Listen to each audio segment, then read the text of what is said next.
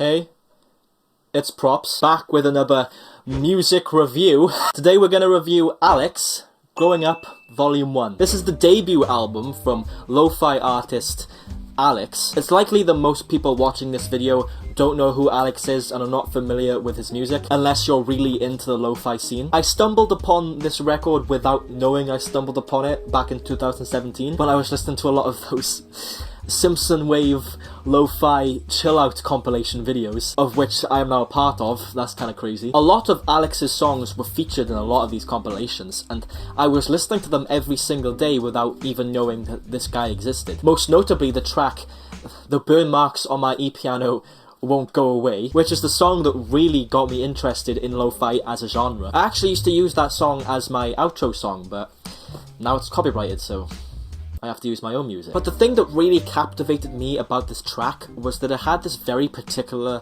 synthy piano, which, I don't know what it was, I loved it. I came upon the song when I was in my classic I'm a teenager, so now I'm very sad phase. But a whole year after finding that song, I finally realised that the majority of lo-fi songs that I would listen to in these compilations were off this album. I guess that's a big downside of those compilations, is it's a bit difficult to figure out who makes the music unless you literally go right through all of the links in the description. But now I finally found this album, and as a whole, I have to say that it's quite clear, obviously very lo-fi throughout. And with this album clocking in at 52 minutes in length, it's hard not to fall asleep. But I have listened to all of this, and one huge benefit that this album has going for it is that this type of piano that has been featured a lot throughout all of the track list is awesome. I love it. And another even bigger benefit this album has going for it is the nostalgic value. Well, in some places anyway. Even though I didn't play very much Mario or Zelda as a kid, there is something very, very reminiscent listening to those like old video game samples inside the music. It really helps that the instrumentation features a lot of these old Yahoo!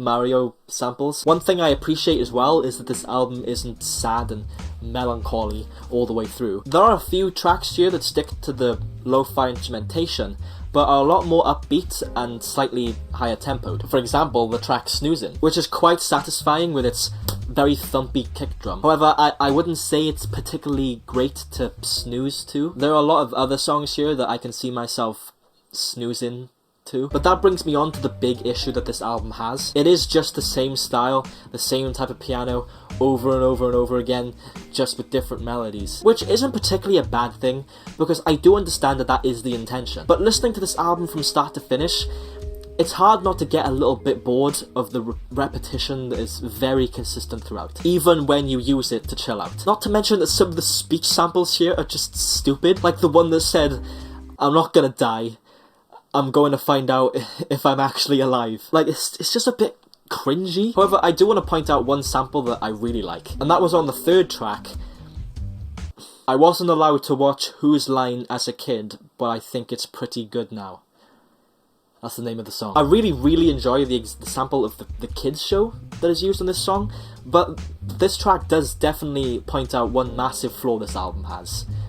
And that's the song titles. The Burn Marks on My E-Piano Won't Go Away, Missing My NTPP, Ganymede Elegy, Isaiah's Unsung Love Song, Why Did You Say That, which misses the A in that. What does this mean? I also get the feeling that the album is meant to have like a conceptual narrative about growing up. And though I appreciate how difficult it is to string together a narrative using only light vocal samples and speech things, it doesn't seem very consistent. However, I do appreciate that this album is not meant to be taken as a narrative. It's not meant to explore very in-depth concepts. Its sole intention is to provide chill-out music, and I think it's one of the best examples of music that does that. I would give this album a good rating. There are quite a few songs on here that I adore and are literally the reason why I listen to lo-fi music now. Tracks like The Burn Marks on My E-Piano Won't Go Away, I Wasn't Allowed to Watch Whose Line, yeah, Elevator Music, Drive Me Home, AM, AM, AM, I think that's supposed to be A minor repeated 3 times. This one,